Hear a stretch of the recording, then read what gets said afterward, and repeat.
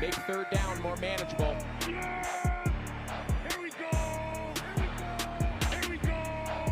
Against CeeDee Lamb. This time CeeDee Lamb's.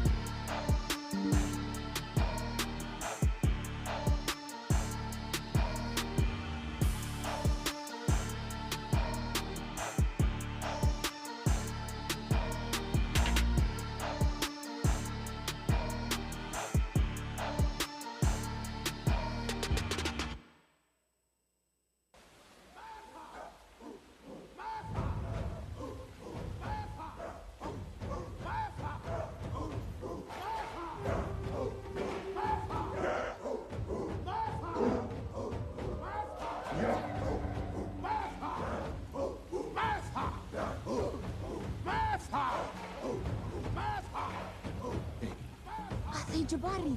Yes.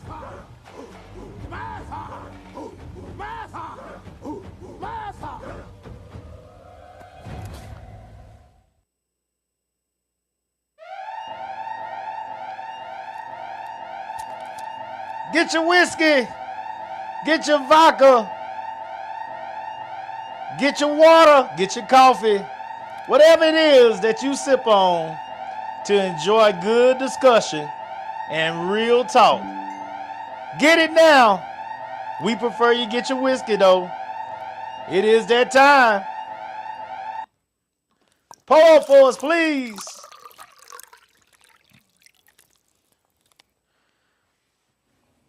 And we are live. Welcome to another episode of Salute the Real. I am your host, Brandon Cooper. And with me is my hard-working,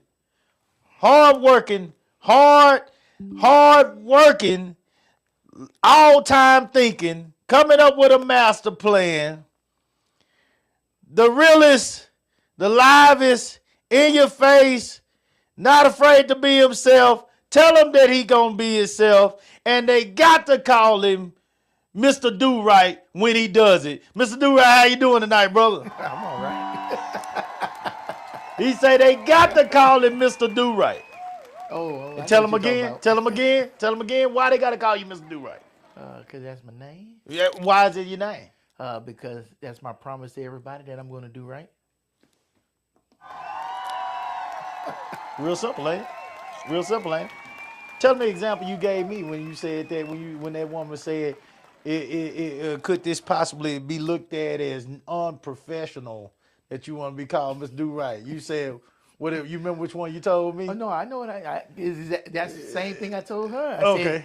I said if Jay-Z came up here, Jay-Z came up here and wanted to work with y'all, would you tell Jay-Z, oh, you can't say that because that doesn't sound professional. You got to call him Carter. Yeah. Mr. Carter. Hey, I am Jay-Z.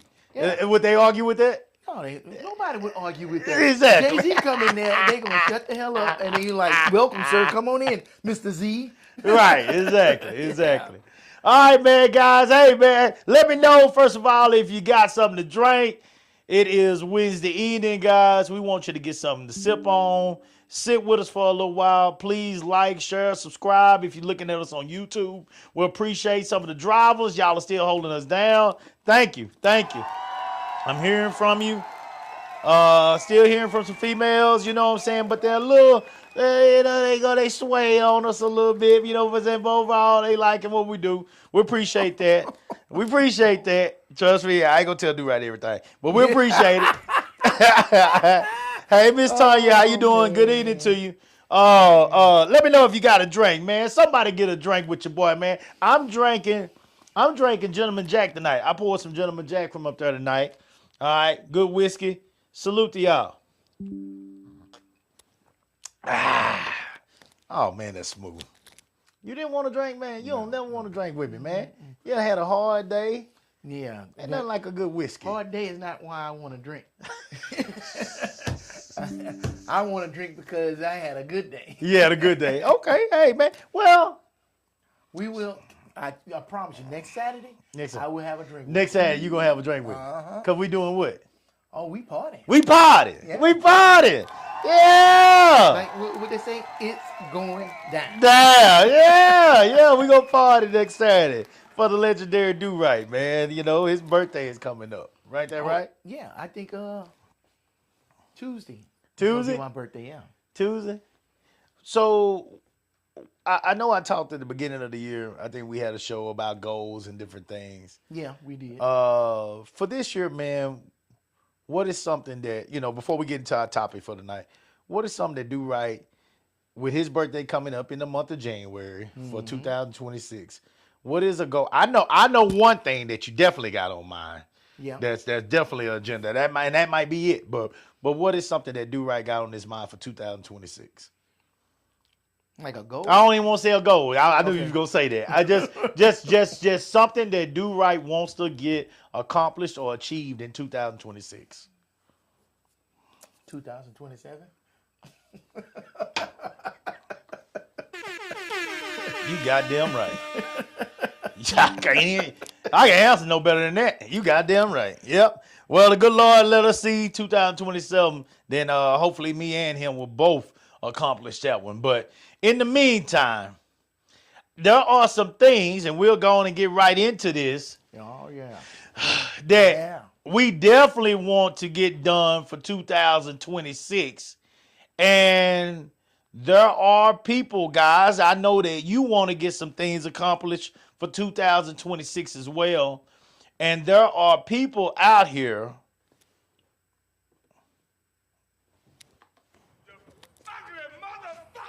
there are people out here that are going to watch you. They're going to plot against you.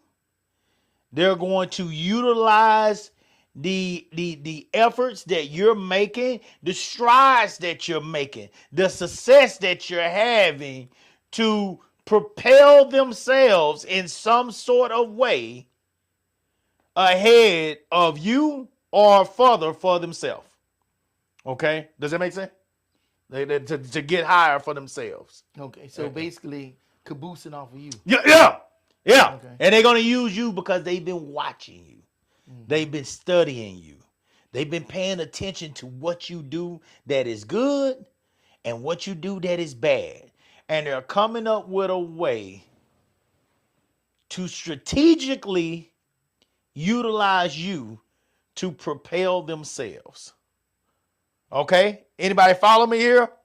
All right. I want to talk about something that I saw the other night.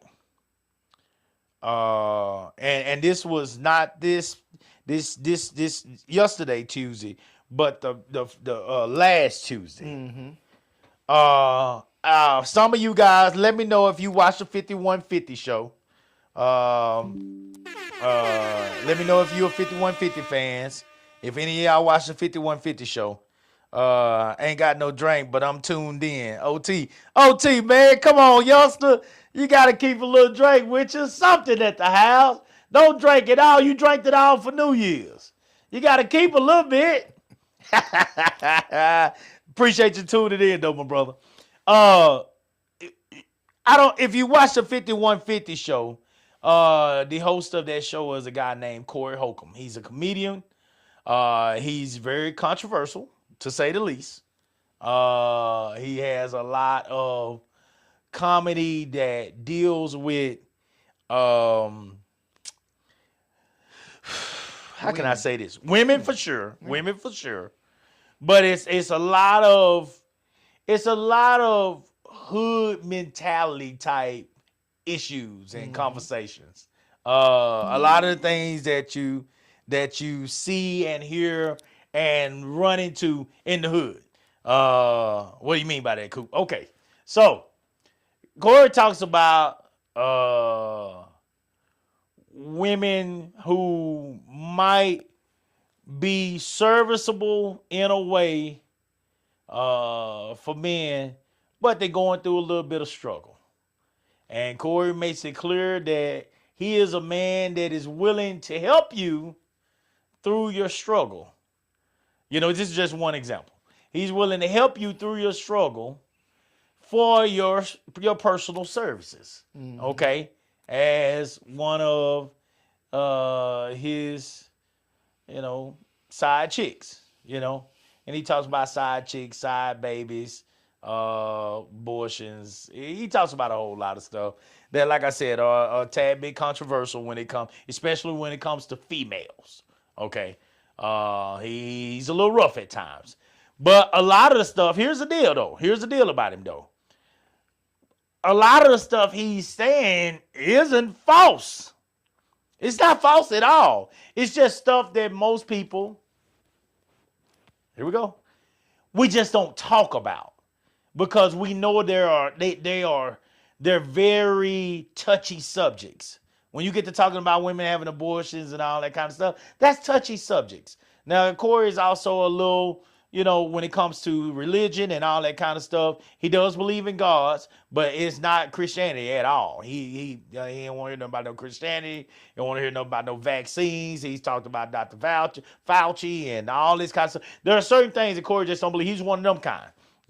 But he has people on the show that are normally solid folks, that come on, and he has good shows with. Corey's also got a little bit of streak to him, but I don't want to say he reminds myself, but he, in ways he do in that it don't take a lot for him to go there, but he understands at this point that he has a lot to lose. Okay? Y'all follow me? So, with that being said, he can't just move the way he used to move. He can't react the way he used to react. He can't do these things. He's not saying he's hood. He's not saying he's street. He's not saying he no gangster, no thug no more. Corey's 50-some years old. I mean, I think he's like 56 or something like that. I mean, he's old. He's an old man now. We older. We getting older. All of us. I'm 46, We're getting older. You know what I'm saying? That's not who we are. I hope to God I never swing another fist. Other than that little boxing game, you know what I'm saying, where you hit the glove that's hanging down. I hope to God I never swing another fist in my life. But at the same time, there are people that will attempt to take you there. Corey ran into one of them people the other night. Corey ran into one of them people the other night. A guy by the name of Anton Daniels. Put a couple of hearts or likes in the group if you've heard of Anton Daniels. Yeah. Anton Daniels is also a guy that has a show on YouTube. He has a podcast. He's very political. He's a Republican. And he is, like Corey, very controversial when it comes to a lot of his beliefs.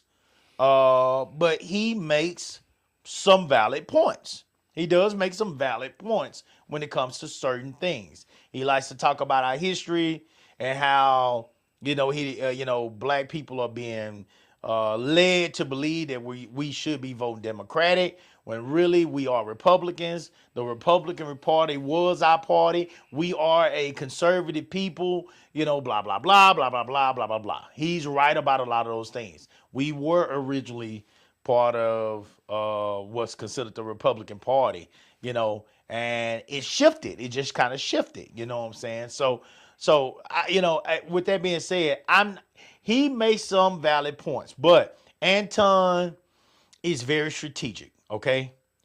He's very strategic, and Corey's very hood. Corey's laid back, he's hood, he has fun, he's a comedian. He's a comedian, okay? That's the key. That's what I want y'all to hear tonight. Corey is a comedian, and he does very well. Corey is one of, I dare to say, he's one of the best living comedians out there, black men, for sure. You know, I think he is. He's very good. But because of what Corey chooses to focus on, he's not going to be one of those that's kind of, if you don't know him, you're not gonna see Corey in a whole lot of movies. You're not gonna see him He in a. ain't gonna have no Netflix special. No. Corey's not gonna. Corey's too controversial. He's not mainstream. He's not mainstream. He's not mainstream. Corey's like that rapper that you used to love that couldn't get a verse out without, you know, saying pussy or fuck you or something like that. Like he's too short. Yeah, he's too short. Yeah. You know, I probably worse because even Too Short had a lot of songs that made it to the radio. Yeah. You know, Corey is not that guy. He's just not, and he knows he's not that guy. You know, and that's why he knows his following is the streets. He knows his following is a group that he has his fan base. And so with that being said, Corey invited Anton onto the show. He said that Anton was really like wanting to come onto the show and really kind of sucking up a little bit, wanting to come onto the show. And so Corey invited him in. Corey did not do his research on who Anton was. He admitted to that. He really didn't dig deep into how Anton sets people up because he's done this in the past. He talked about it last night. Corey's 5150 show comes on every Tuesday. He talked about it last night. He did not really do his research. And so what happened is when Corey brought Anton onto the show, Anton, who is very political, talks about politics a lot, talks about you know, the fact that he's conservative, blah blah blah. He's a Christian. Corey talked to him. Corey said things like, are you going to talk about, you know, are you a black man? Are you going to get behind black? I'm a Christian before I'm a black man and all that. So Corey was basically trying to point out the fact that Anton loves to point out the problems and the issues of black people and why we're so lost and we're so confused. Corey's trying to point out the fact that Anton loves to point out the black people, but hates to points out the Caucasian people, and he never gets behind black people. And Corey ends up calling him an ass kisser of white people. And then Anton says that Corey sucks dick or something like that. He sucks the dick of black people. He sucks the dick of black people. That's exactly what he said. Mm-hmm. He sucks the dick of black people. Now, if you know Corey,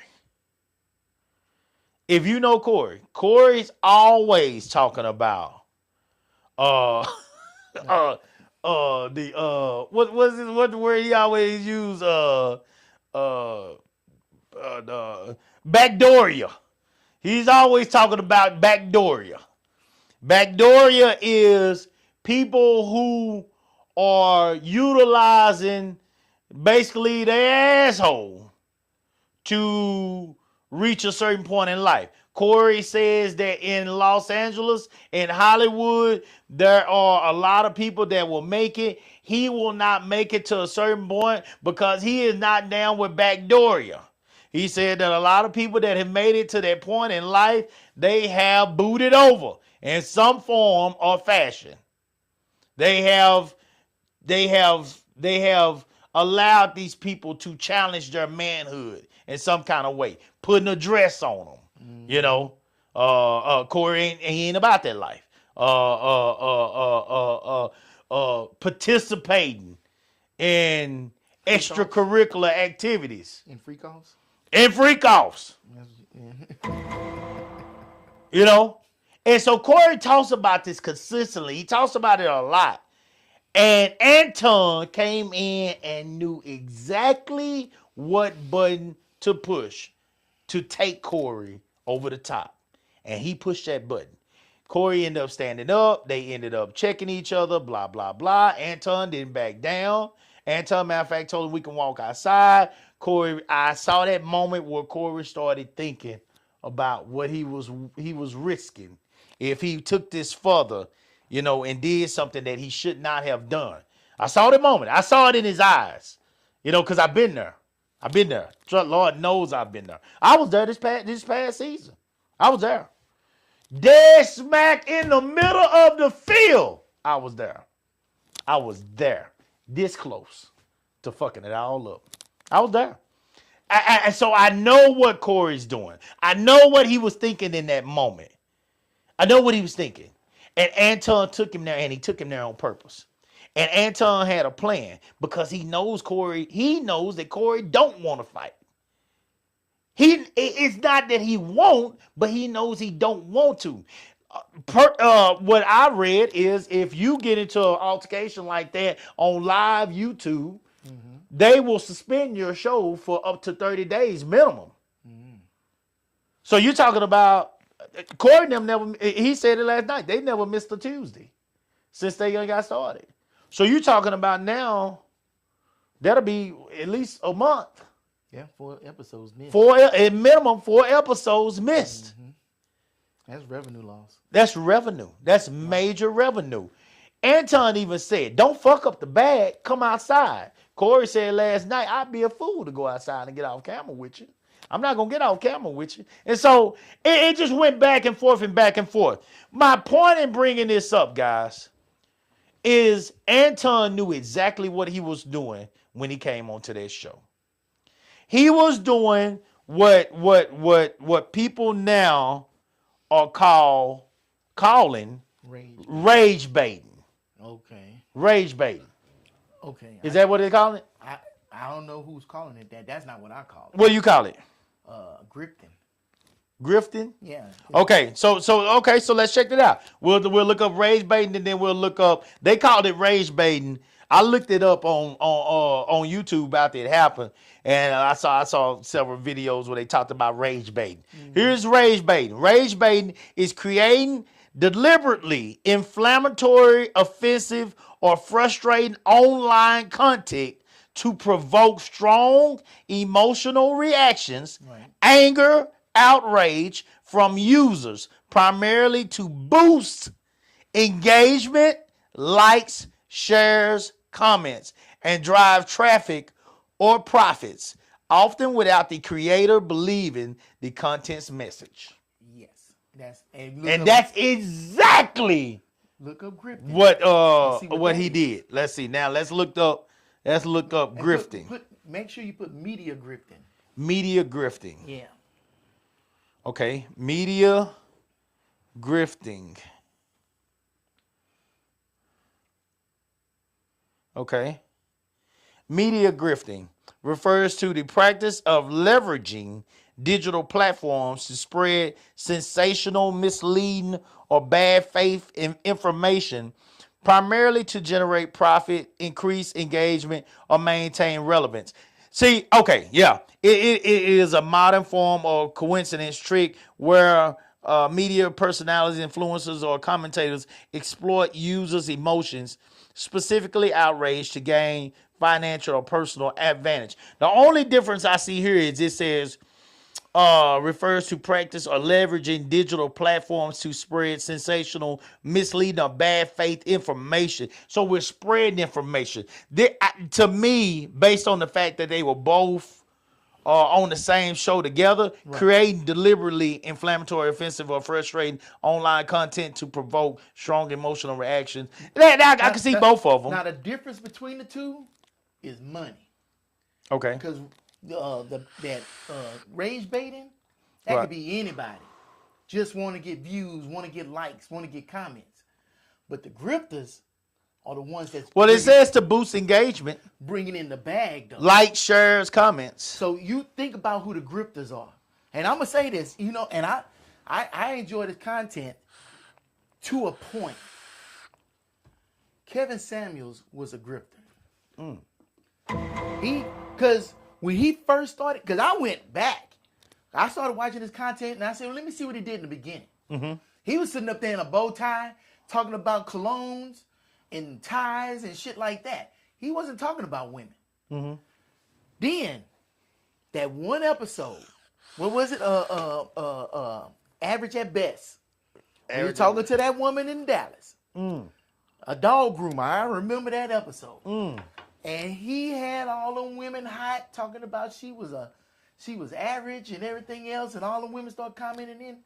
Next thing you know, he transformed. Next thing you know, he got more people watching this shit. That light went off. You know what I'm saying? That light to the went point off. to where he was on ATL show. You remember when he did that episode? All that shit happened from that YouTube channel. He saw that if I just do the same thing every time, women gonna call in. Yeah. They're gonna say, do me, do me, do me. And the first thing they're gonna say, what's your dress size? You know what I'm saying? How much you weigh? A bullshit? From 1 to 10, you can't use 7. What do you rate yourself?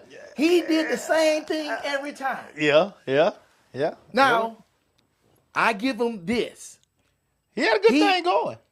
Beside the people calling in and stuff, he would have a topic he would start with. A lot of those topics were on point. The problem was he knew he had to outrage women when he said it, because that was going to bring up the engagement. Men would tune in to hear him get on the women, and women would tune in to try to set them straight, basically. He was the first one. Then Fresh and Fit came after them, because he went on their show to help boost them up. Next thing you know, these fuckers start blowing up, talking goofy shit. Then who else you had? It's so many of them now. Anton Daniels, he started off the same way. He would have a panel. He had men and women, black men, black women, talking about all the problems in relationships with black people and stuff. He wasn't even the one talking. He was just facilitating the thing. Everybody going back, and he had one woman on there would just have everybody mad. These men ain't shit. Oh hell no. Doing the same thing. Making money off that shit. These motherfuckers making money. And they gonna keep outraging you to make money. Let's keep it real. Freaking Charlie Kirk, he was a grifter. Oh, absolutely. This new dude now, Nick Fuentes, that motherfucker's a grifter. Cause he say some of the most outlandish shit, knowing he would never step foot out of his house and open his mouth and say none of that shit. Does anybody know the black former? I think he was a former police officer that does it. God. I can't even take listening to him. Officer Tatum. Is that his name? I think his name Tatum. I can't even listen to him. I can't even stand to listen to him. And the shit that's coming out of his mouth, and you like, are you serious? I can't even stand to listen to him. I can't even listen to him. And he got a hell of a following. Hell of a following. He got a hell of a following. But these people are making money out here. But I guarantee you go back to the beginning, his first videos, he ain't talking like that. But now he knows if I talk like this, I can sit up here and bring in the bag. Fresh and Fit, he can sit up here and put on a freaking Ku Klux Klan outfit, sitting up here putting a Hitler sign up. And this dude, he looked like a normal black person doing this foolish shit, but he bring it in the bag. Yeah. You know what I'm saying? Nobody wants wholesome. Nobody wants real. Nobody wants real news. Everybody wants to go in there and hear that bullshit. And they tune in every day to hear that bullshit. Yep. To the point to where the president of the United States is the biggest grifter of all. And he sit up here and say crazy, goofy bullshit every single day. But yet, every news station, every newspaper, every internet channel is tuned into that motherfucker to hear the next crazy shit he gonna say. Yes. Yes.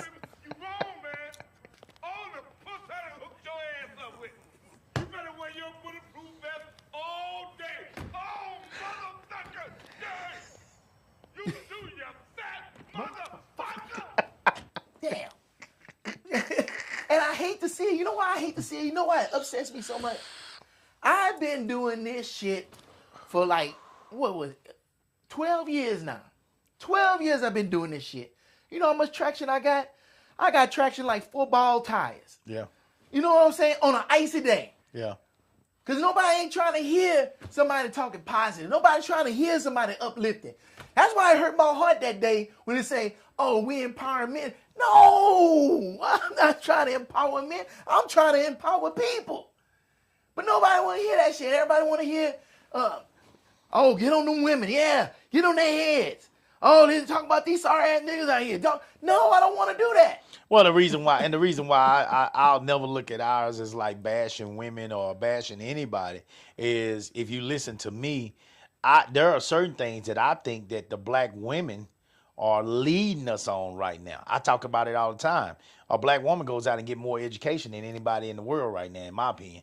You know, I watch them. It's almost a guarantee that most black women are looking, if they get their undergrad, to go get their masters, afterwards. Now they whether it happens or not, they're looking to do it, and many of them do.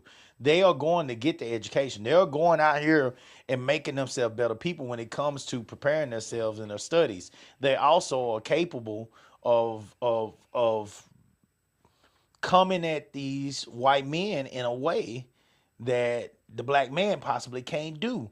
That's why I knew Kamala was going to bring everything out of that man when they debated. I knew she was going to bring it out of him. I knew she was going to make him look like shit. Now, we know it didn't matter. But I knew she was going to tie his ass up in that debate. And she did. He looked like a plum fool. As much as they talked about, what was our president? Joe Biden. As much as they talked about Joe and how he looked old and stuff, well, if you look at that debate with Harris, she annihilated that dude. She made that dude look like shit because black women know how to clap back. They're educated, but they also know how to clap back. They can clap back in a way that honestly, Crazy Joe couldn't do. He sure couldn't do at this age. So I knew she was going to do better. But it did. We find out it didn't matter. So what I say black women, I'm all for Crockett. Crockett is clapping on them. Bad built, blonde, beach body, blonde, whatever body she got on whatchamacallit's ass. White girl from Taylor Green. Green. Yeah. Yeah, she got on her ass. They gon' clap. She be up there clapping on them folks. But they're educated, so they can handle themselves. I give them praise for that all the time. They handle themselves well when they're in those situations. Here's the deal, though. When you're in those situations, there are also some things that are nobody's perfect.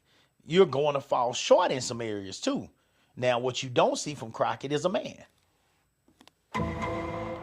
No kids. She is giving her life to politics. And that's okay. She's giving her life to her career. And that's okay. But there are also the women out here that want to have the husband, want to have the kids, but they are also as dedicated to their careers as Crockett is to hers. And what I'm saying is, the irony is in this situation, you want to be fully focused on your career like Crockett is because you want to get higher and higher and get more and more letters, and you know what I'm saying, and reach higher levels in your career. But you will feel like shit if you was to lose your family. You'll feel like shit if your man was to step out on you. Well, you got to put the same effort into your man and your children on Saturday when they playing their games or they going to their spelling bee as you put into your career, or you're going to fail. You can't do both. You can't do both. Well, here we go. So that's the part I talk about. So, and I'm always trying to remind women of that, but also tell them, hey, I'm proud of the fact that you're going out here and bettering yourself, but I'm also telling you, don't forget this side over here if you want to maintain your family. That's the whole point when it comes to me. I'm talking about the educated black woman because everything has changed now. Women are bringing in more money these days. And so everything has changed now. These women are bringing in money. And they get to a point sometime where the woman feels like she don't need to do nothing but bring in money. That's it. She don't need to do nothing else. She don't need to cook. She don't need to clean. She don't need to take care of the kids. She don't need to pick the kids up from school. She don't need to take them to any of their events. Wash. None of that shit. She don't need to do none of that. Come home, get her a glass of wine, take her a long hot bath, bubble bath, listen to more politics or listen to something else or read emails on the tub. Guys, I got one of these women, so I mean, I can really have this conversation. I know how it is. And me and my wife have had these conversations so we can try to make sure there is a tad bit of balance there. Because if y'all watch and y'all ever paid attention as we were growing with the track team, my wife would tell y'all, oh, Cooper's all about track. And track was getting blamed for us not going on trips or not doing this or not doing that. It was easy to blame what I was doing, but the reality is my wife was just as busy. She was just as busy. Matter of fact, more busy. You know? Because track is over at some point. And when track is over, I was totally free. Other than my job, which I could take off, whenever. I got time. So, but it's easy to blame the man. So we just want to, if you see me or hear me saying these things, I just want to stand up for the man and make sure that the man is mentioned and notarized and recognized for the things that he is doing today.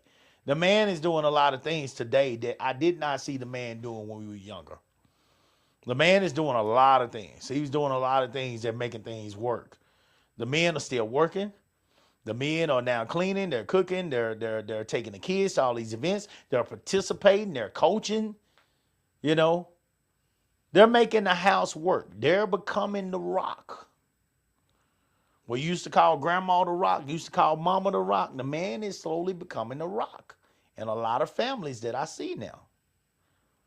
And that's okay. But you make sure you give him the same respect that you're asking him to give you.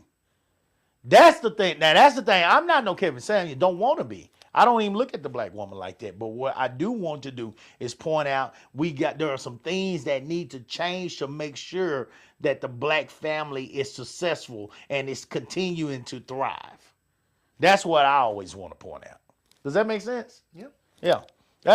That's what I want to point out when I get to talking about that. So, for the women that hear me and, they hear a certain part, because I know how women are. Women will miss sometimes, not all women. If this ain't you, don't worry about it, baby. But women will hear some things. They'll miss all the good things you hear and hear that one thing you said that might have pushed that button for them. That's how women are sometimes. It happens. It's all good. But to get back, is there anything on that? Have we got anything yet so far? Let me see. Yeah. All right. Hold on. Before we move on, let me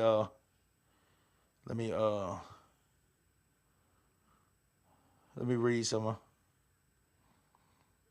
What you looking at? That's my mama.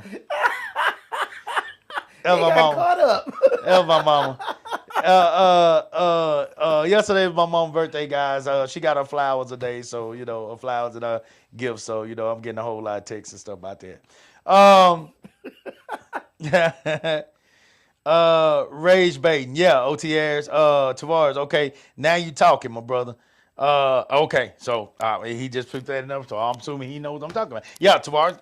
Yeah, he knows. He got a very successful black woman himself. So with that being said, okay, so here we go. So with the rage baiting, Anton came onto this show, guys, with a plan. He came onto this show to utilize Corey's podcast, his platform, and not only utilize it to help grow his fan base, get a little more steam, because he actually has a nice following himself, but also to annihilate Corey. He did. I mean, he wanted to annihilate Corey. He questioned Corey. He called him a hypocrite. He called Corey, all kind of stuff. Like, he really was going at him. Anton is a political activist. He's very strategic. He is very well spoken. And Corey didn't want to admit it, but Anton baited him. He baited him from the beginning. And Corey never saw it coming. Corey has D on the show. D used to be married to Ice-T. And he has Craig Fax. Now, Craig Fax is a guy who is considered the thinker on the show. Very well read, very strategic himself. Really does a lot of studying, deeper studying, if you will. He's a comedian also, but he has a lot of things going on, doing some movies and stuff. And but he's a deeper thinker, studies a lot more than Corey does, of course. And so he holds down that position for the 5150 show. But that night, Craig Fax just happened to be doing another show somewhere. So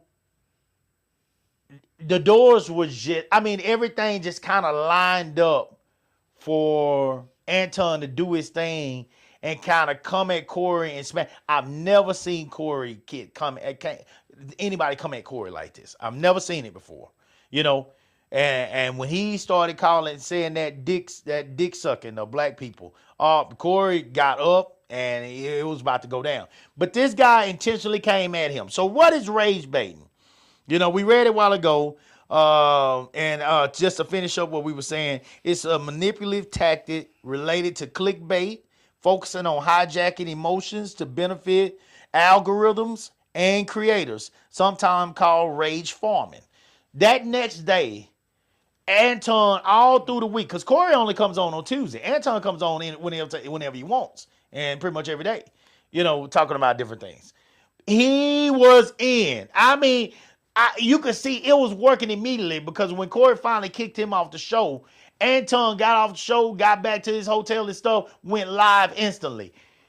Corey's show, if it was up to 15,000 that night, all of a sudden it went down to 12,000 immediately, because people are now trying to hear what Anton is over there saying.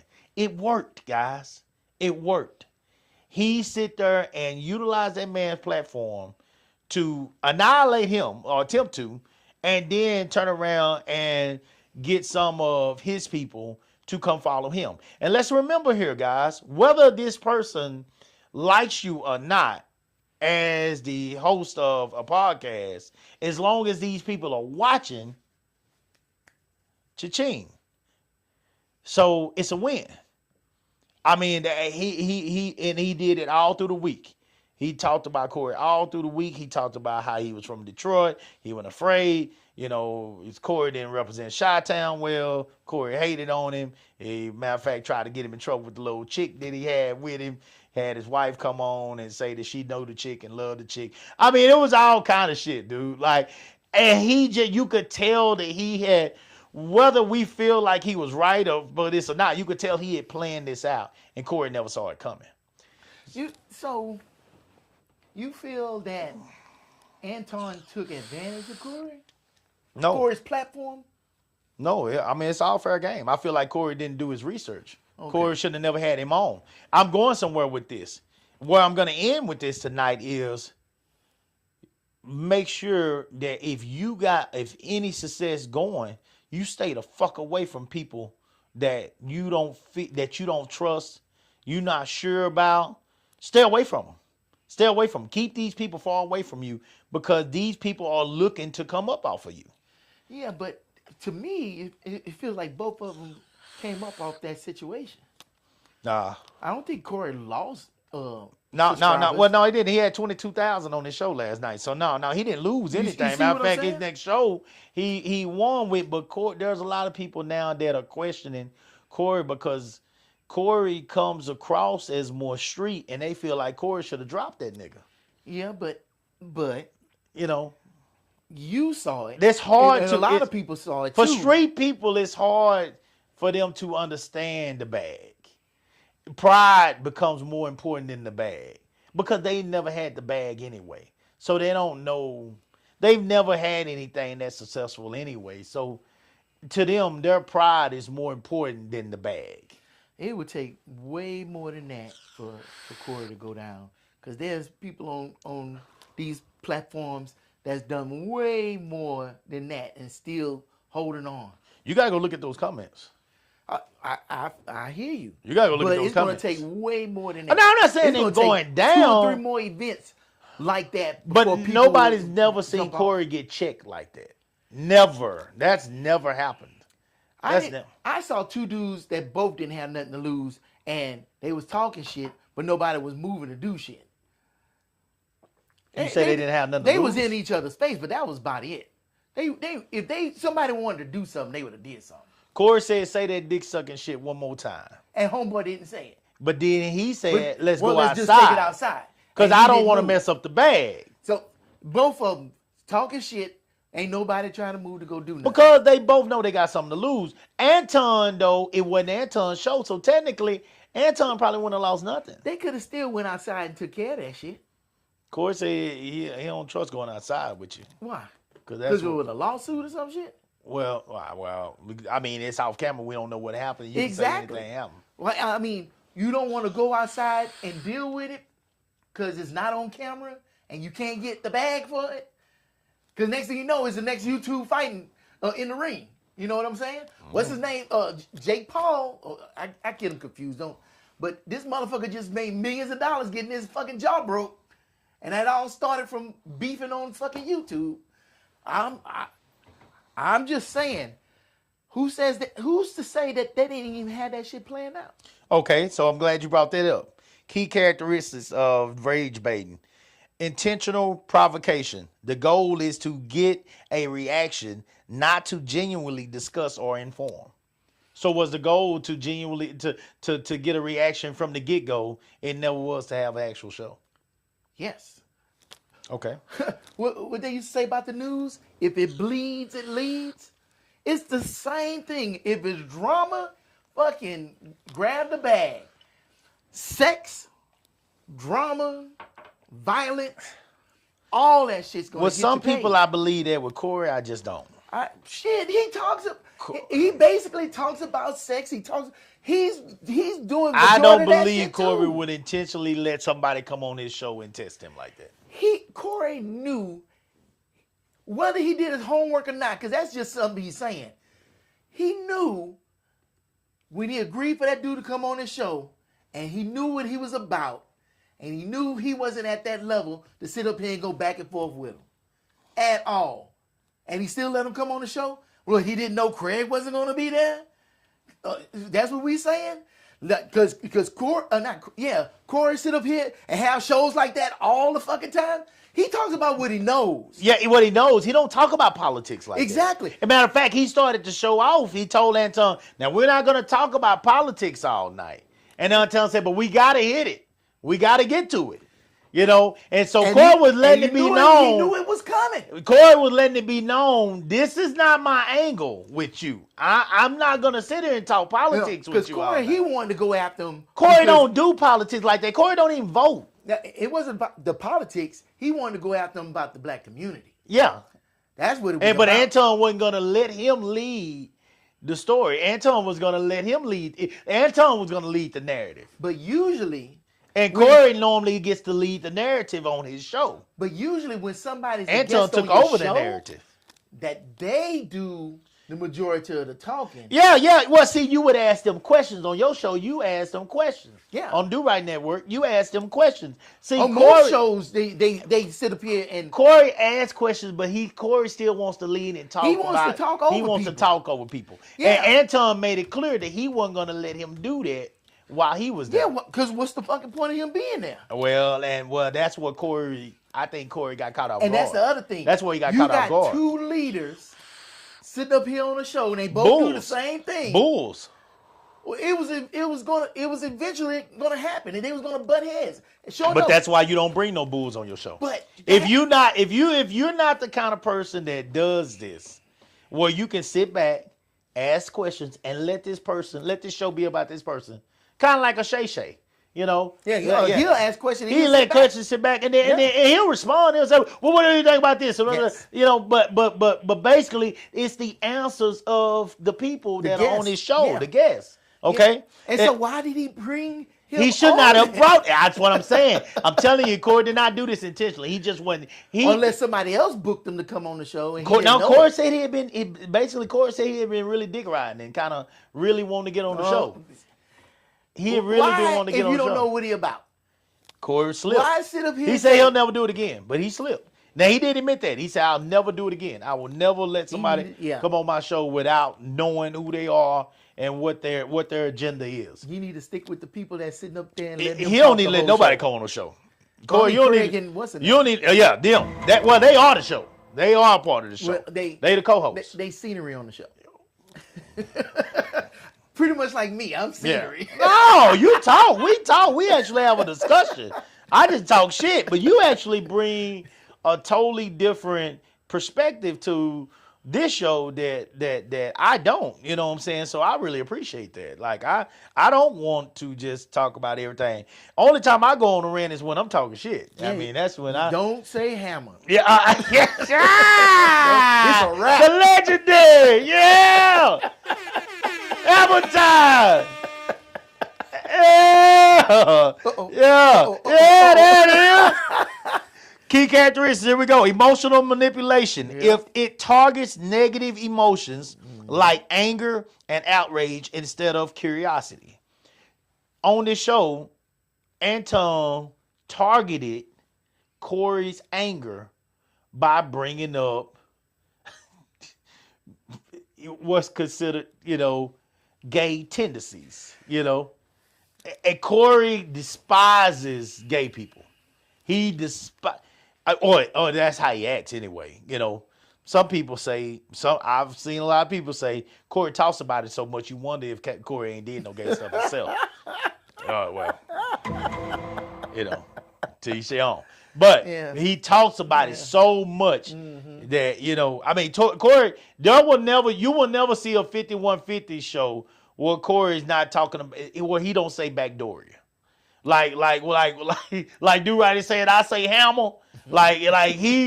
He's gonna say Backdooria in some kind of way, because anybody that does anything weak in some way, form, or fashion in Corey's eyes, they're gay.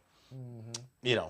And so or weak, or maybe if they've come up and really quick and questionable. Yes, Corey's definitely gonna say you got butt plugged. And that's his that's how he feels, So algorithm how you say algorithm? No, not the algorithm. Algorithmic how you say it? Algorithmic benefit. Okay. So the benefit of the algorithm. Yeah. For sure. Okay. More reactions means more visibility and profit for platforms and creators. Yeah. It's funny that YouTube got guidelines, but allow bullshit like that. They allow races on there. They allow bigots on there. And that's not against the guidelines. And them motherfuckers just raking it in. Yeah. Are you fucking kidding me? Horse shit. Bullshit. And the motherfuckers fucking working hard in the coal mines trying to make these damn videos. And you lucky to get 50 views and shit. Yeah. But I guarantee I'm gonna tell you something. Drop the sales. When I had the studio and somebody came and said, "Why you keep doing it?" I said, because if it was easy, everybody be doing it. Wow. I know how to go viral. I don't need no fucking formula. I don't need no book.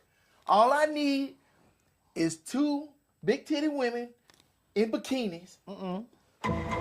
Hold me a big ass gun and talk shit the whole time, and I guarantee I will go viral overnight. That's all I gotta do. When I started, I said, I'm not gonna do that. I'd rather sit up here and make content that's sustainable, that is respectable, and that feeds and nourishes somebody.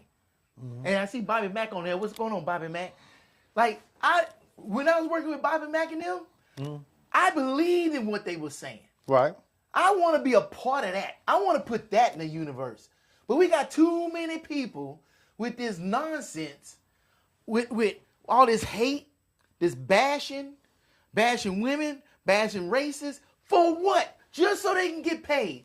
And then find out they didn't feel like that at all. Yeah. Or they asses get canceled and then they want to come back to their community. And they ain't nobody welcome them home no more. Y'all seen that white girl that I thought I sent it to you. I was working one time and I was listening to this white girl that had a podcast and hers was all about racists. Oh, the And one then- that had the blackface? And then she got on there talking about they clothes or demonetized something. her. Once they took her money away. Yeah. So Oh. she was making fun, guys. She had painted her face Oh, black yeah. and making fun of That African is what I'm Americans. talking about. And once they demonetized her, Yeah. she was on there crying, saying Yeah, she she couldn't ain't pay had her no job. bills. Yeah. She couldn't pay her bills. I She can't couldn't do support this. myself She couldn't anymore. do that. Then she started trying to talk about, I think she talked about clothes. Yeah, she or gonna do fashion. fashion. videos now. She said, now I'm just going to do fashion. They are intentionally doing this, guys. You know how she made it big? Overnight, she got on Piers Morgan, and she was afraid to say nigga. Yeah. How you go famous for that? Yeah. The same way this ICE guy just went famous for shooting that white lesbian woman. Yes. And it's like, I guarantee he start a podcast, he'll go viral overnight. And that's sad. Yeah. Nobody wants anything informative. Nobody wants anything that's going to help benefit them or something or encourage them. They just want to see negative bullshit. Yeah. That drives me nuts. It drives me nuts. I think but it's always been this way. I agree, but when will What is like, the biggest? Let me ask you this: what is the biggest hip hop moment, or the biggest Lord. hip hop era? The biggest hip hop issue of our era. that East Coast West Coast beef? There you go. And I hated that. It's always been that way. I hated that. Do you know we were this shit? Do you know we were getting into fights about that shit? Yeah, why are we fighting over this bullshit? We were getting in fights about that shit. But it's the Because same thing. I like Pac. Who don't like Pac? It's that same shit you went but through at the stadium Yeah. in Philadelphia. Yeah. Why y'all fighting over a football team? And these niggas out here, and half of them shit playing, and others half don't even want to be out there in the game. And we up here in these stands about to fight behind these goddamn people. And I was just trying to have fun. But I remember with the Pac stuff and the Biggie stuff, you know, I like Pac. Who don't like Pac? But, I like the both. But I was a big Biggie fan. I was about the smooth and the. You gotta know who I was. If you know who I was, we're about to have action. I was about that. Yeah, as soon as he buy that wine, I just creep up from behind. That's Asking what them you interested. bitches are. Who you be with? Yeah, yeah. Opposite die. Oh man, come on, man. That was it. That was it. God damn. God. Woo. Man, Biggie was a big smooth boy. Boy. I loved it, man. I loved it. And so because you enjoy something else that other people don't enjoy, we can't just say, okay, cool, I respect that. No, it's gotta come down to, man, fuck Biggie, fuck that cross-eyed fat diabetic motherfucker, fuck that nigga, man. No, nigga, well, fuck you too, and nigga, I don't wear no fucking bandanas, bald head, bitch, you know. So we just going in about nothing. And it has nothing to do with drama. nothing. And we lost two greats. We lost two greats. And For what? Yeah. And how many people sitting in the cemetery right now behind? Oh, a whole bunch manufactured of drama, man. These kids these days are terrible. If some of y'all have seen Fulio, I think he was the worst one to me. Fulio, if y'all never heard of Fulio, go look up Fulio. Go look up the Fulio story and how far it went with him in their little rival with him and Young and Ace and all them. It got so bad. This dude made a video with pictures of the guys that they had killed, or some of his people had killed, or whatever, or that had definitely died on Young and Ace's side. In the cemetery, he made a video with the pictures laying on the pictures, acting like he pissing on the pictures, pouring liquor out on the pictures. It's terrible. They're calling out all the names. He got the pictures. Young and Ace calling, him and his crew calling out all the names on Fulio's side, the different ones they knocked off. It was bad, man. It's just bad. And if you know, that one's is probably the worst to me. And then you want to get to the Chicago one, of course, you know, with all them guys, it was real bad too. But yeah, these guys are real bad now. It's real bad. I started looking up even more and saw the shit that Boosie did, and like, oh my God, it's been this way. Point I'm trying to make is it's been this way. It is always so based off the drama. Oh, yeah. It's always so based off the drama, and so reality TV. Reality TV. Oh, baddies. These baddies, they ain't shit. Boy. They ain't shit. Why they in a house? Why don't they just let them go sit in the Oh, ring? my God, these women are trash. Just put the gloves on them and just let them go. Absolute trash, and I don't care which one of y'all got something to say to me. They trash. They trash. Everything on them is fake. Ass fake. Titties fake. Feet fake. Everything, nails fake. Eyelashes fake. Hair fake. Everything is fake.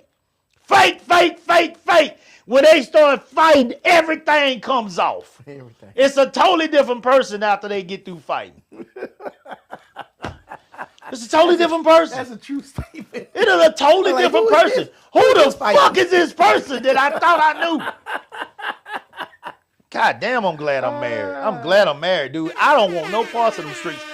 Everything. You can buy everything now. You can buy everything. You can buy body parts. I mean, it's bad. It's bad out there now, dude. I would take my lovely wife and them few stretch marks and that little bit of cheese any day. You remember I'm Gonna Get You, Sucker? And he go home with the old girl. I'm ashamed to say on one side because I know it's a historical movie. It's one of them classics, but I've never watched it. I'm Gonna Get You, Sucker. Now, I'm surprised by that. No, don't be surprised because I can't stand Marlon them. Oh, okay. I don't like them. And they too corny for me. I'm Gonna Get You, Sucker. White Chicks, the one where he was a baby. Movies. Scary movies, I've never watched none of them. I do not do Marlon. Marlon just came out. Let me tell you something. I finally said, I'm going to give Marlon a chance. Mm-hmm. And I watched that most recent one he just came out with. Netflix? The football player. Oh. But that wasn't his movie. He just played it. I don't give a shit. If anybody knows the name of it, please put it in the thing, the chat. Yeah. It was, I can't believe I sit there that whole time. That was the weirdest, weakest ass movie that I've ever seen. If anybody knows the name of it, please put it in the chat. I'm never going to remember the name because it was that much garbage. It was absolute trash. Man, if you gonna give him a chance, why you watch that? I don't know. Because I love sports, and I figured, well, maybe I got a shot here with it. Maybe I got a shot, you know. But that was absolute trash. It was terrible. Yeah, OT said I don't see how they watch baddies. Looking at their asses, looking at their plastic asses, OT, and watching them fight. And watching them go out here and act the goddamn fool at these clubs. They come up with fights for every scene, for anything. Anything, bruh. It is the dumbest shit ever. It is the dumbest shit ever. I feel so sorry for these kids these days. I love my child. I love my child to death. I will do whatever for my baby. But they've had baddie parties over here. And I'll just sit my ass in here and cook for them. And and why they watch the show? Yeah, they'd had baddie watch parties. Yeah. They turn that shit on. I get so far back in my room. I turn on the fan. I turn on the ceiling fan. I got one of them orange fans, one of them old gym fans. Yeah, they be on the floor. I turn that thing on. I can't hear shit. I don't want to hear none of that trash. That shit is terrible. When the stepdaughter was at the house, she had put it on the TV one day. I never heard of baddies. And I started looking at this. I'm like, why they fighting again? Like, I was questioning more than I was watching. I'm like, this don't make any sense. And you know why it disturbs me? because I didn't even know this was a thing. When I went to the Navy, I met people that never seen a black person in person in their entire life until they got into the Navy. I thought they was bullshitting, but they was like, they never seen a black person except on TV or in movies. And that's why I think it's important for real representation, because we need to be represented in how can I say this? I'm not saying that those people that they be showing don't exist, but that's not the majority of black people. You know what I'm saying? And there's not a swath of everyday black people in movies. It's a small little segment. You know what I'm saying? Like, what's an everyday black people movie? First of all, what is an everyday black people movie? Shit, and that's hard. That's hard to come up that's with. what I'm saying. You got to know tell what me I'm what it saying? is first. Then I can tell you. Yeah, that's a hard thing. But you know, What's an everyday black people movie actor then or actress? Because what I think about like the family holiday party. You know, I can't think of the name of the ones where the black family come home for the holidays, and you know they have the family drama and everything. They can't get along. I can't remember the name of those movies. To me, Like Soul Food? Yes, there you go. To me, that's a swath of a regular black family. Is it? Every black family got drama like that. Every couple was fucked up. Yeah, everybody's fucked up. Okay. You know what I'm saying? Okay. Not every black person is selling drugs or gangsters or slaves. Okay. So with that being said, you saying Nia Long, Vivica Fox. Yeah. Even Even in them comedies where, you know, what's the one with Bill Bellamy? Bill Bellamy? How to Be a How to Be a Player? Player? That was a great comedy, and it just showed professional black people. That's what they already say about us. What's that? That we go around and fuck and make baby mamas all over the place, like Bill Bellamy was doing in that movie. Man, they wasn't doing no different than white executive. That's what they say about us. What I'm going to point out to you when you say that, I'm glad you said that, because I'm going to point something out to you. So, because they're going to say that when you say Vivica Fox, okay, yeah, she played in that movie that shows the families and the traumas that we have, but also us being able to get together, have good soul dinners, and come together, you know, and with the preacher and all that kind of stuff, all that good stuff. Okay, take care of the family, whatever. All right, but Vivica Fox also, you know, played in movies like,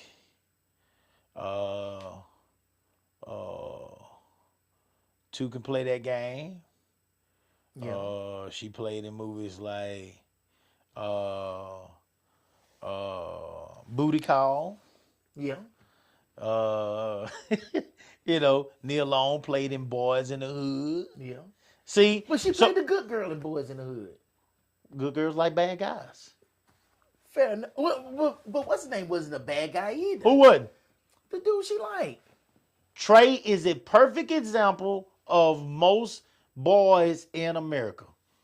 What happens is they get into a situation with their boys, they go out there, so when their boys get knocked out, they go out here, they gonna get revenge, bam, all of them in trouble. They all do time.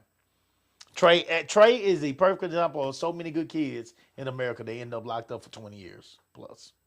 He's a perfect example. And he therefore becomes a statistic. He just happened to get out that car that night. Yeah. Because it was a movie. If that was real life, Trey would not have got out of that car probably.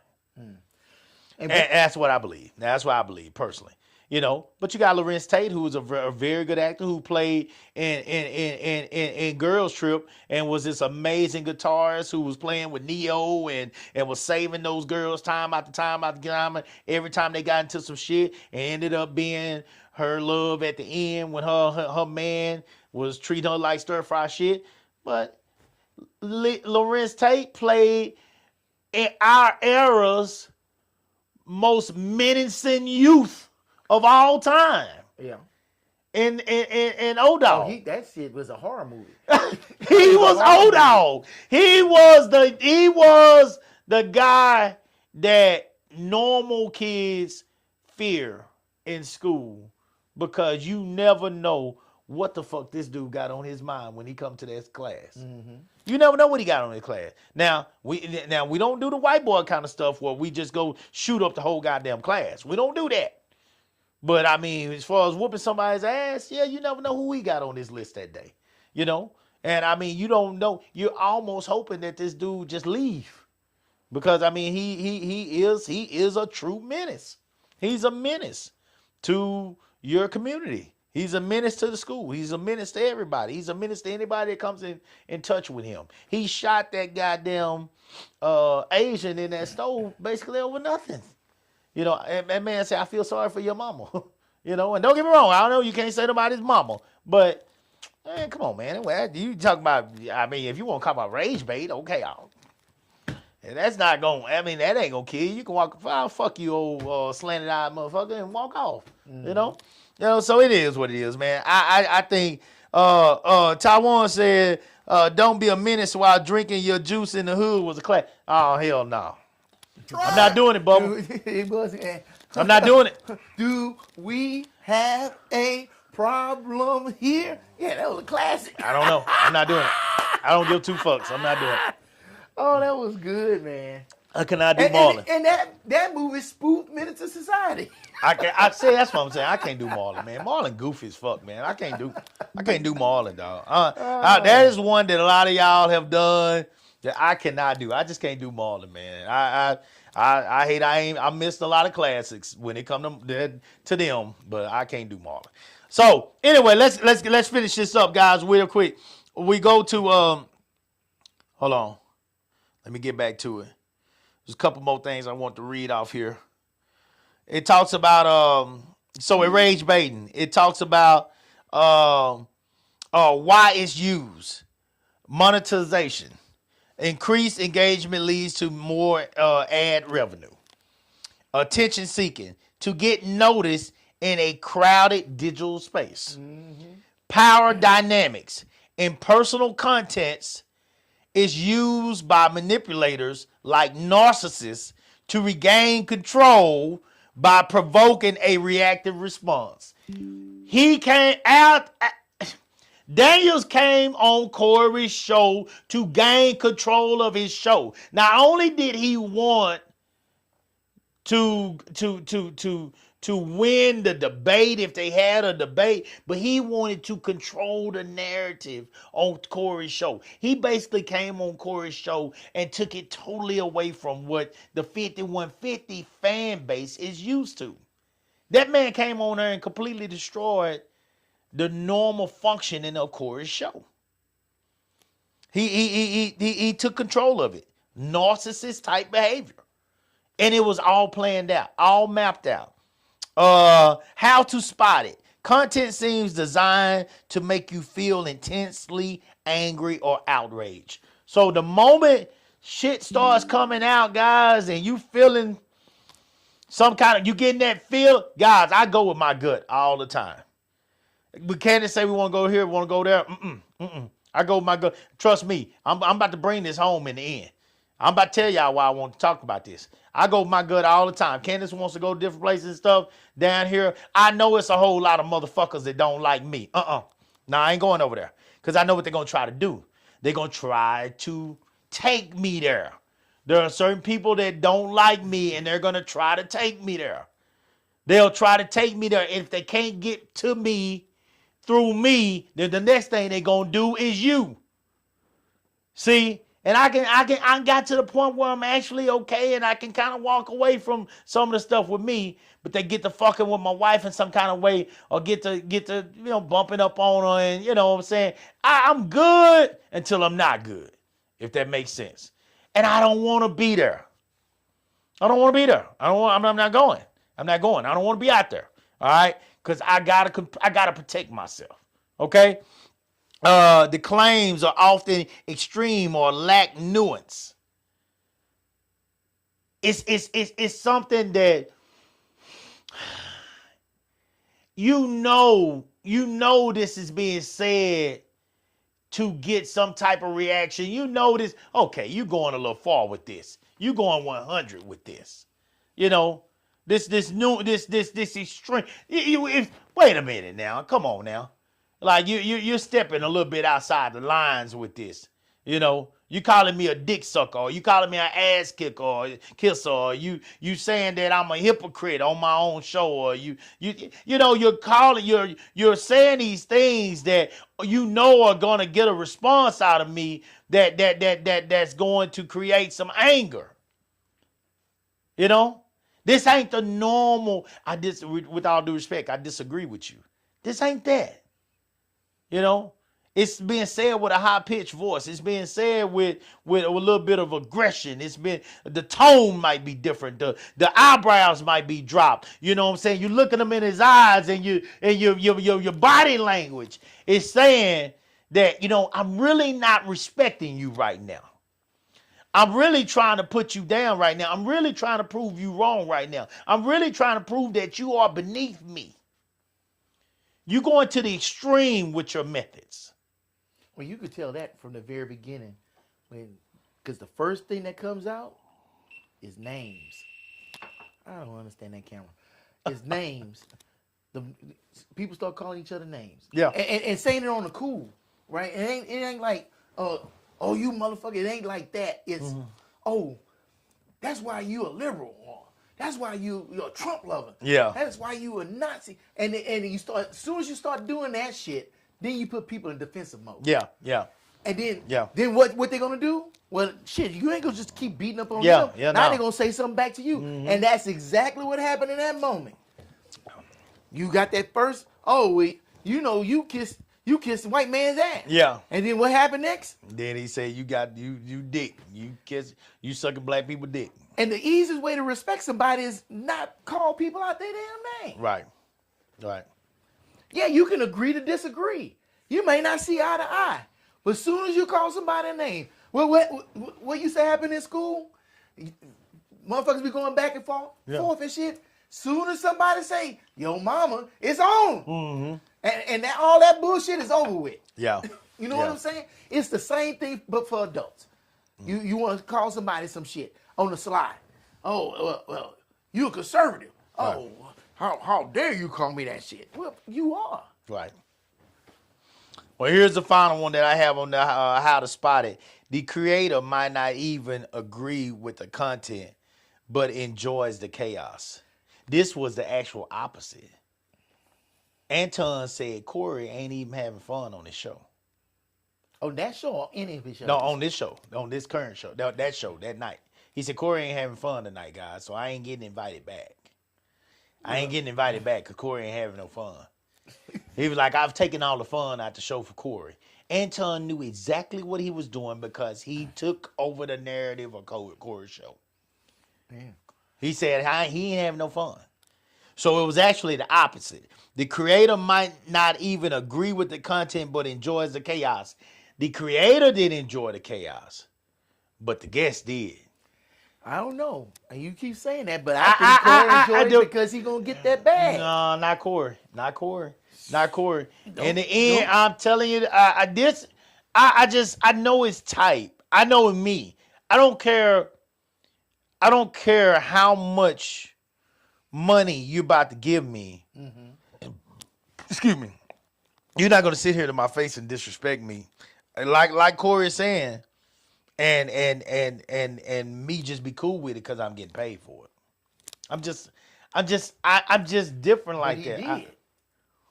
He did. Well, that's why Corey acted like he wanted to get up and fight, but he was put in a bad situation because he got too much to lose. But, and he still took and cashed that check. So here's where I'm trying to go with this. You beige motherfucker. Fuck yourself. Here we go. Hate you, young son of a bitch. You don't do shit. You don't vote. Fucking rabbits all Oh, you you get I thought you was going, here we go. Oh, now that okay.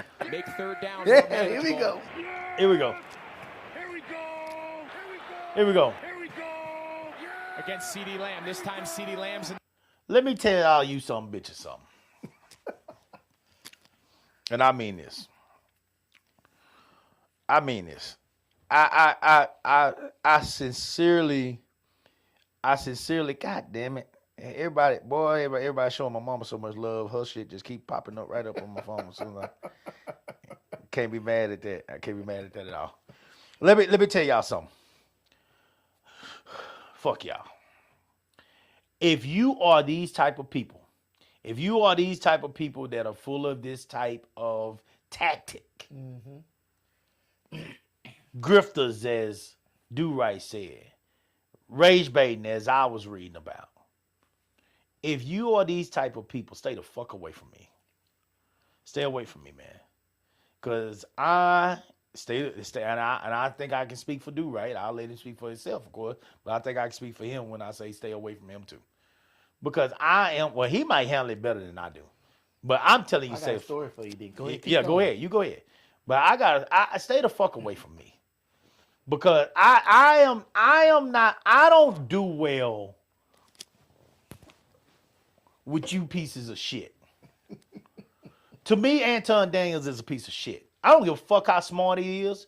I don't care how political he is. I don't care if y'all say he was right. I don't care if he checked Corey. I don't give a fuck. He came on this man's show with intentions. And his intentions were not to have a solid debate.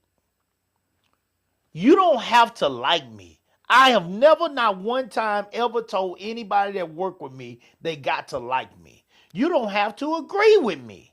I do not expect Do-Right to agree with me. One of the things I like about him is half the shit I say he don't agree with. But I'm going to respect you. You going to respect me. If you're trying to make a name for yourself by taking me down, I got a fucking problem with you. And you need to stay the fuck away from me. Because I got too much to lose. I can't be out here taking the same type of risks that I took back in the days. I am extremely fortunate to be where I'm at now. I'm extremely fortunate to have the opportunities that I have now. We got a chance to do something we're already doing something very special out here. We're already doing something very special. I'm out here working every weekend when the track season starts. We're out here grinding for these kids. We're doing something amazing that's going to impact these kids' lives for the rest of their lives. They'll remember all of us. They'll remember all of us.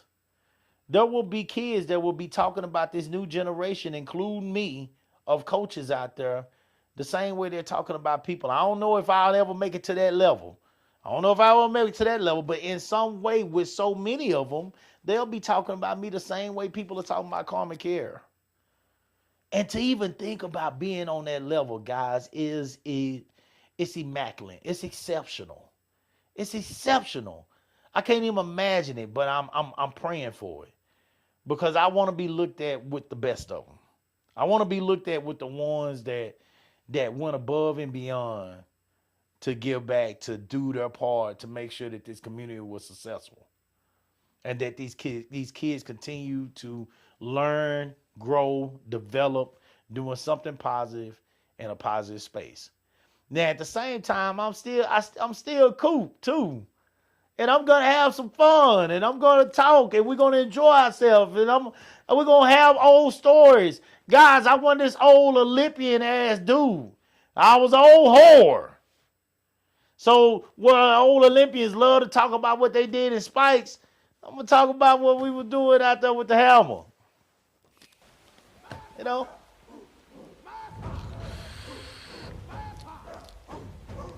Wakanda.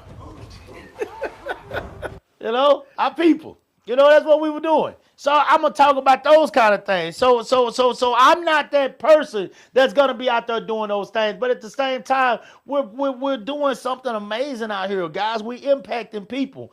I almost threw it away this year. I almost threw it away. And I believe that my wife,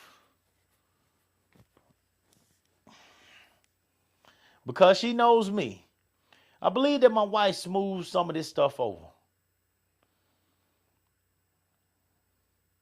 That's Olivia Pope. I believe she smoothed some of it over. But it wasn't because I said so. That's just her doing her damn thing because Me trying to control my wife is like her trying to control me. Shit, it's Corey and Anton. Shit. So I believe she smoothed some of this shit over. But at the same time, prior to her smoothing it over, I almost threw it away. Because you constantly got people out here that are going to take. This was probably the one last people that could have took me there. That's had things to say for a long time. And he did. So you think he was rage baiting you? Oh, all that was purposely. I think it was. I absolutely think he was. When people have things to say about you, then they come on a field that you have purchased, rented, and they sit out on a vehicle on the field, and they put their feet up on the vehicle as if this they shit. Mm-hmm. I came down off that starter ladder, and I walked my ass straight over to the middle of that field. And I told that nigga, if he don't get his goddamn ass off this field, it's me and him right now. And I hope he see this. And call me a lie and tell me I didn't say it. Tell me I didn't say it. Tell me I didn't say it. Because I know niggas are out there that try to do this shit to you. I know niggas are out there that try to set you up. I know niggas are out there that hate what the fuck you got going. And they trying their best to make they self-relevant amongst your shit. Just like Anton did amongst Corey's. And he almost got me. It's so similar to what Corey said to Anton. Said one more time. If he would have whispered anything negative, we'd have been in that turf. We'd have been in that turf. I'd have went from shooting a gun to bullets flying everywhere out of my goddamn pockets. Because I'd have been rolling in that turf with him. And I can't do that no more.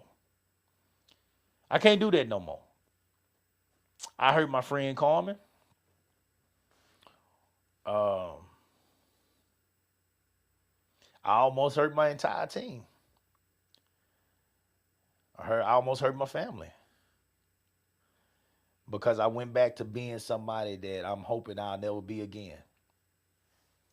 And that's why this shit right here is real.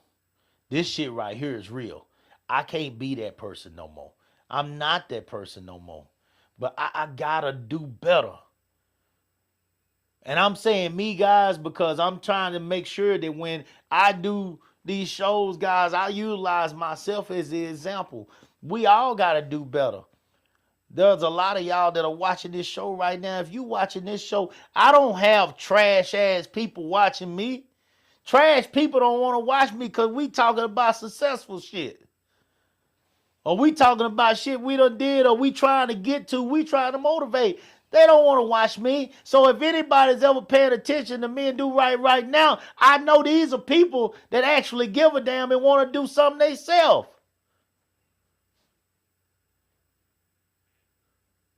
So I'm saying this because I know that there are buttons that can be pushed probably for y'all just like it was buttons that were pushed for me.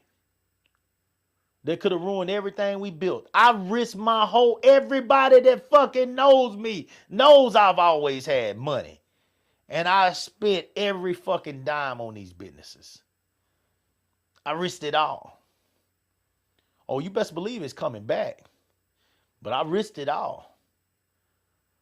For something I believed in, and I could have ruined it all before we ever saw it fully come back around. These rage baiters are real.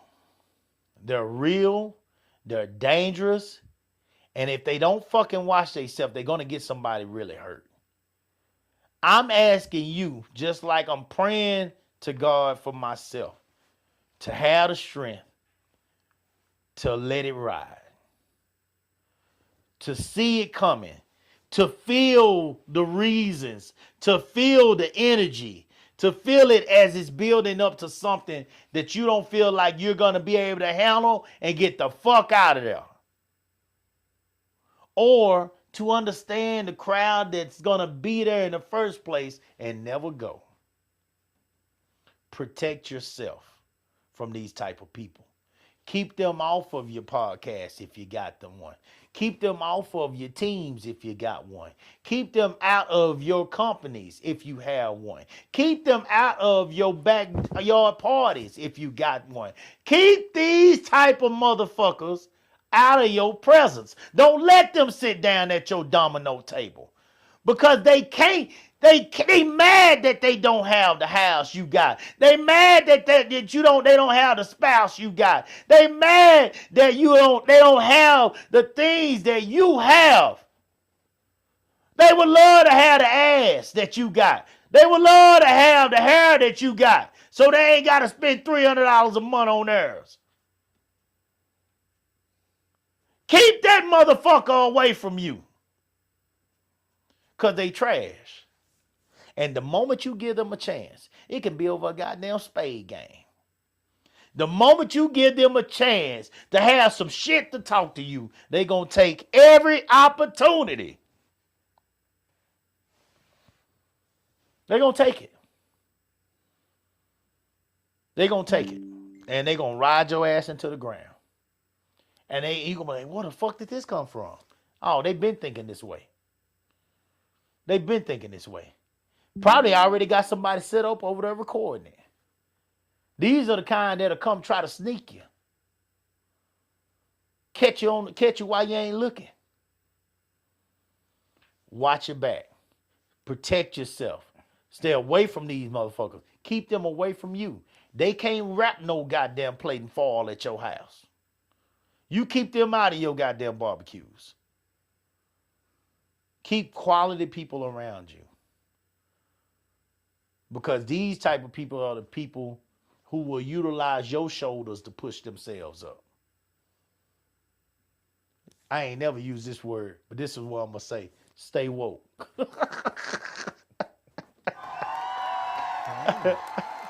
Stay woke. Stay woke. You take us home, do right? All right. Oh, damn. Al calling me. For as with these grifters. Mm-hmm. Fuck them. Chill. All they creating is hate and discontent. People like that are creating a divide in our country. Creating manufactured drama for no damn reason. And the sad thing is, when they open their mouth, people take them serious, and that becomes the real narrative. And it's sad. That is not how the world works. That is not how the world works. Just, you brought up that black woman. Not that black woman, that white woman with that black face. Everything that came out of her mouth was bullshit. And people was eating that up, and they was believing that. Somebody came to me today at work, and they were saying that Somalians, all Somalians, IQ, they had an IQ of 68. I'm like, who believes that shit? How can a whole people have the same IQ? What test they took? What was on the test? They can't tell you none of that shit. But they'll tell you some bullshit like that. And then people running with it and they believe it. I don't get that. That makes no sense to me. But these people can make money off of that. Because people want to believe it. Right. That's the other sad thing. People go and listen to the shit that agrees with who they are. So all they doing is just stoking the fire. Right. They just feeding the fire. And I don't know if you saw that movie Civil War. Did you ever see it? No, I ain't never seen it. So they had a disturbing scene in that movie Civil War. Because the Civil War was happening in America. And these reporters was trying to get to D.C. and they had to stop for gas. These white guys sitting out there in front of the gas station with guns and everything. Talking about it's going to be $300 a gallon. And when this little young girl was riding with him, she wanted to be one of those field photographers.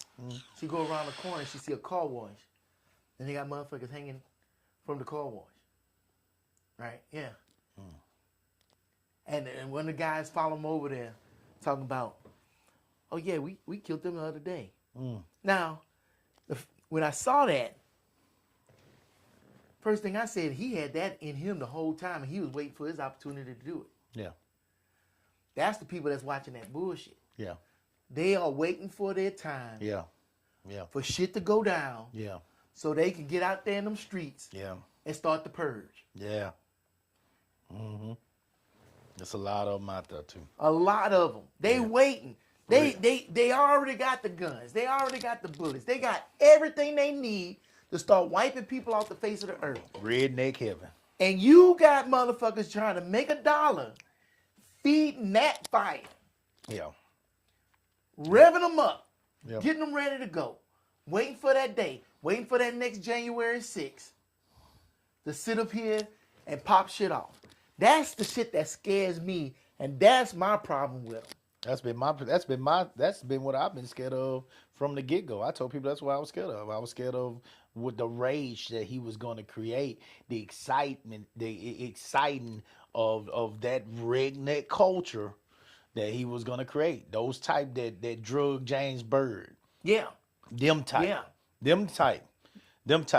They A saw time an to kill. opportunity and jumped on it. Yeah, yeah. A time to kill when they took the little black girl, Them type. Ashton says misery loves company. Don't be the company. That's a God good damn. statement. God damn. But God damn. the sad thing is, the human condition won't let you turn away from a train wreck. That's why they are getting the bag. That's why they got millions of views. That's why they can start a nonprofit organization that's making $10 million and getting donations from everywhere. That's why you can walk on a college campus and say, change my mind and get paid. Yeah. Because we can't turn away from that shit. Look, I'm like Anton said, I'm a hypocrite too. Because how do I know about all this shit? Because I've seen it. But it gets to a point to where I can't even digest it no more. It makes me sick looking at it. And I just, I have to stop looking at it. Because here's the sad thing. You talk about that algorithm. You watch more than 2 of those videos. Oh yeah, they just and it's going to they be just on gonna your keep popping feed up. constantly. They're gonna keep popping up. Yeah. And it might be something, they'll have it in the title. Like, let me see what they talking about. Next thing you know, you're watching that shit the whole way through. Yeah. Then the next one pop on. Yeah. Then the next one pop on. You done went your whole lunch break watching that bullshit. Yeah. I stopped watching Kevin Samuels. Yeah. Because I saw it. I'm like, dude, you are fucking grifting people. Yeah. And you just talking down on women just so you can get the bag. Yeah. I had to stop because at one point he was talking good shit, and then he went away from it. All these dudes, these self-help gurus, Well, because you're not helping anybody if you become an asshole with them. If you become an asshole with them, you're not helping them. Well, no, you're not. No, because they're just gonna You put a wall. entertaining now. They're just gonna put a wall up, and they're gonna put a wall up. And they're not gonna trust or believe anything that you say. What's that So- dude named Nate? That dude from overseas talking about he was an alpha male and shit. Just got his ass whooped the other day too in the boxing ring. Oh, I don't know. You know the one that they got on what, kidnapping and shit. Nate, what is that fool name? He was all over the place trying to tell young men that they need the buck up and they need to be alpha males and don't take no shit off of women and you need to go snatch you up a woman. Telling young people crazy I shit. miss him. Oh, you didn't miss him. I guarantee you saw him. If I can remember his name, you saw him.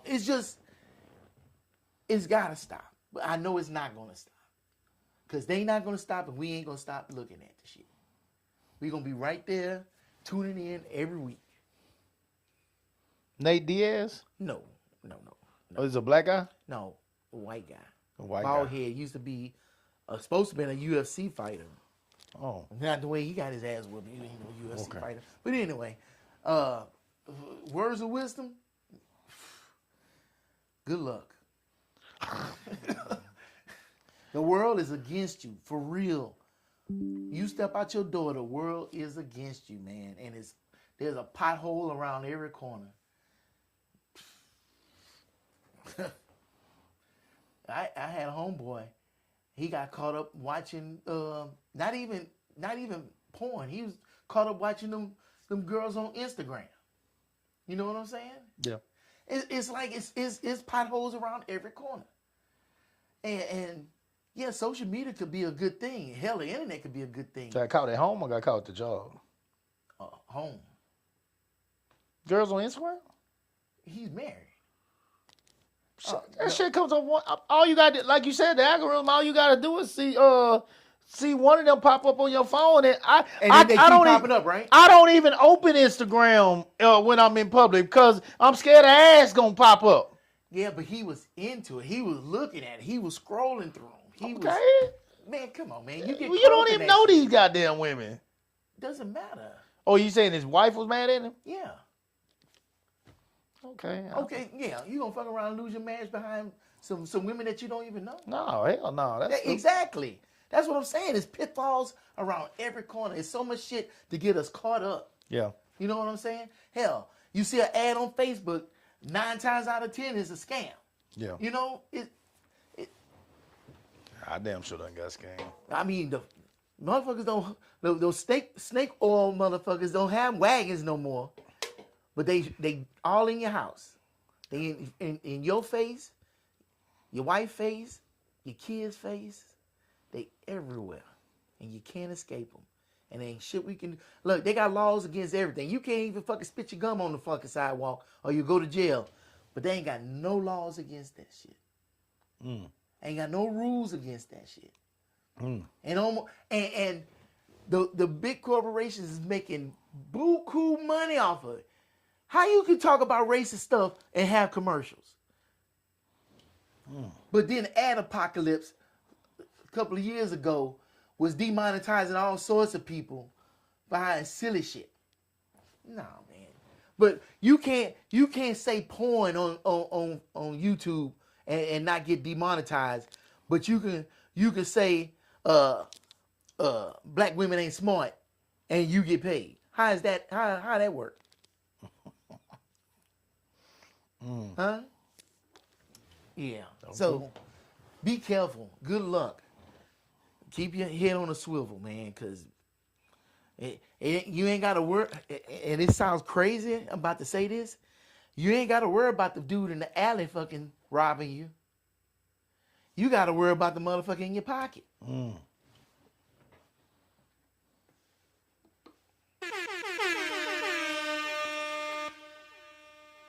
And you can't believe nothing in 2026. You can't believe nothing you read. You can't believe nothing that you hear. And now you can't believe nothing that you see. Yeah. Where we go from here? It's a good question. That's all I got. All right. All right, guys. Rage baiting, grifting. Hopefully we gave you something to think about tonight. Be cautious. People are around you. They make you feel uncomfortable. Move around. Move around. In person or online? Move in person or online, guys. Yeah. Online. And let me tell you something about online, guys. Something that I've learned, and y'all probably already know. I'm slow, so I was probably slow to the party. Shout out to Ashley. We all we got. Ashley, Yeah, for real. This girl is something else. Nah, Ashley's something else. She's something else. I got you, Ashley. I feel you. I hear you. She's something else. She's a dealer. She's a dealer. She's a businesswoman. Guys, you know, I'm gonna tell you straight up. Do what I just said. 2026. We're looking at a lot of people that are very miserable out here. There's a lot of people miserable out here, and if you're doing pretty decent, and I ain't talking about just great guys, you might be I'm talking about being able to pay your bills, Yes. have a regular running car, your kids are good, your husband good, you good. Y'all actually have some benefits where you can go to the doctor and take care of yourself. You're taking walks together. You're doing the simple things. That's what I'm talking about good. I ain't talking about balling or what you would think is balling. I'm talking about very simple things. Guys, you are a target. You are a target. You're a target from your friends. You're a target from your family. You're a target from these people that he was just talking about. You're a target from everybody. Everybody. And I know goddamn well I'm a target. I know goddamn well I'm a target. Doing too much. Doing too much. Broke, but doing too much. And you got to pay attention. You got to pay attention. And you got to do better. I got to do better. I'm going to challenge y'all to do better as well. Melinda said, great show. Shout out to you, ma'am. Love you. All right, listen, guys. We appreciate y'all joining in with us tonight. This is a real one. I want to hit this one up because this is one that we all got to do better on. And I'm asking you, if you see me going there, Come get you. come get me. Come get 'em. Go Walk get 'em. me the fuck off. Because I do got problems. I got issues, guys. And I don't hide it. I don't hide that I got problems. I really don't. I get triggered. I do. I know it. And I got issues. And there are certain people that can go get some of them people y'all know I respect, and they can stop me instantly. He's one of them. If he's there, he can walk in front of me, and I don't want him to see me acting like that. You can go get him. Go get Carmen Care if y'all see him out there this summer. If Carmen come in front of me, I'm going to stop. I promise it. I promise you. I'm going to stop. Go get him. Do not let me fuck things up, guys. Because we got something very special going in Austin, Texas. Very special. That right now, I believe, honestly, is better than any in the nation. And I'm not just talking about mine. I'm talking about the way the other ones are building up around us. We're building something unique that's not happening anywhere else. You don't have to think it. I'm telling you. I know that we're building something very unique. Do not let me fuck it up, and don't you fuck it up. If you got some of these people on your team that are grifters, get them the fuck out of there. I will chunk them motherfuckers they money so fast. Shit. What's your cash app? What's your cash app? Coach Cooper kicked us off the team. He ain't shit. Bitch, you done had 2 months of free training because I gave you your money back too. Go on.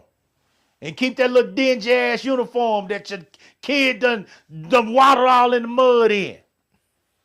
You keep that too.